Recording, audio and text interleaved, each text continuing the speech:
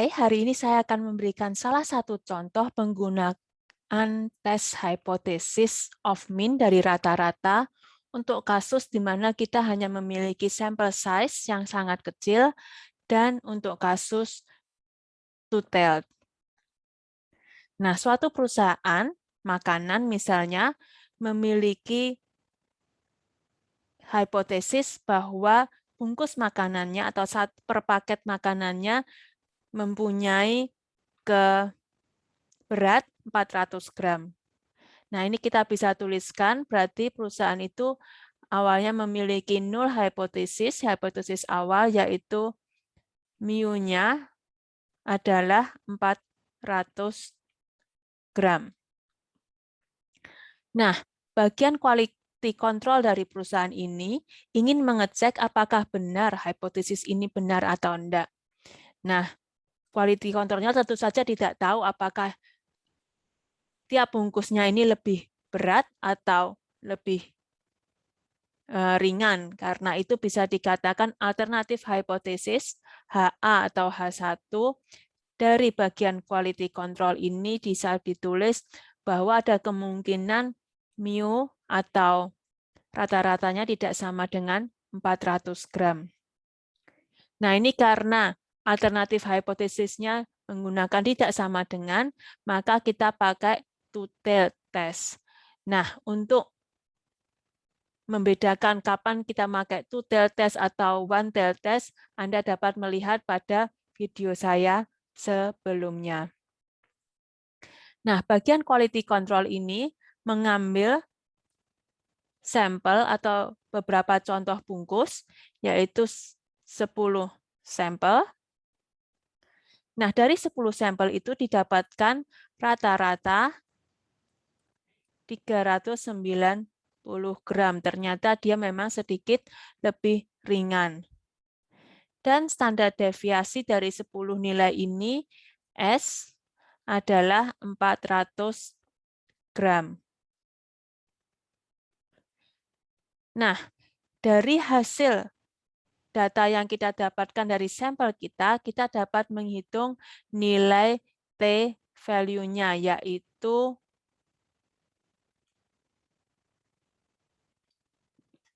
T adalah 390 dikurangi 400 dibagi 40 kali akar 10 minus 1. Yang dalam kasus ini adalah minus 10 bagi minus 4 bagi 40 berarti minus 1/4 kali akar 9 adalah 3. Jadi T yang kita miliki adalah 3/4. Nah, selain itu kita juga harus melihat degree of freedom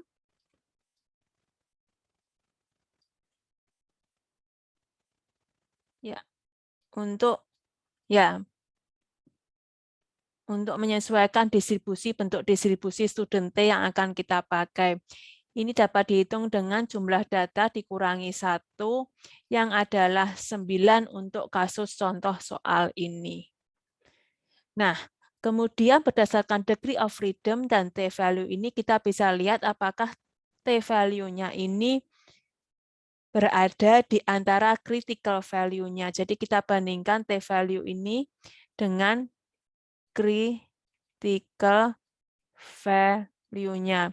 Yang tentu saja berbeda untuk pemilihan alfa yang kita pilih. Kalau alfanya 0,05 dan alfa di 0,01, critical value-nya di sini mempunyai nilai yang berbeda.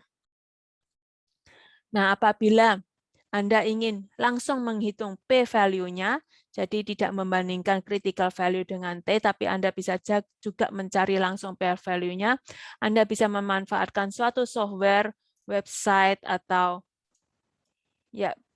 melihat di tabel jika Anda memiliki tabelnya. Di sini saya masukkan T value-nya 3/4, yaitu 0,75, dan degree of freedom-nya 9 di sini. Setelah saya masukkan nilai tersebut, saya dapatkan nilai P value-nya 0,475, yang 0,472 yang sangat besar dibandingkan dengan nilai alfa kita.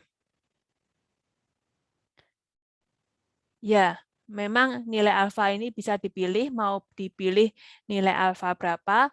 Untuk kasus ini, jika dipilih alfanya 0,05, maka p-value-nya ini memang sangat besar dibandingkan dengan nilai alfanya.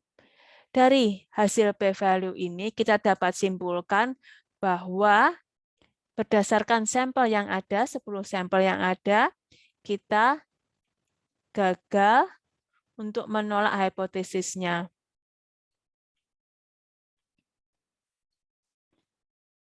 Ya, kita gagal untuk menolak hipotesisnya. Untuk alfa, ya memang harus selalu ditulis alfa yang kita pilih ini adalah berapa. Ya, level of significance-nya berapa. Ya, memang bisa dilihat di sini bahwa nilai N akan sangat berpengaruh. Ya, nilai N di sini nilai N akan sangat berpengaruh dengan nilai T yang kita pilih, yang akan didapatkan, dan juga akan sangat berpengaruh untuk menolak atau menerima suatu hipotesis. Demikian penjelasan saya, semoga bermanfaat.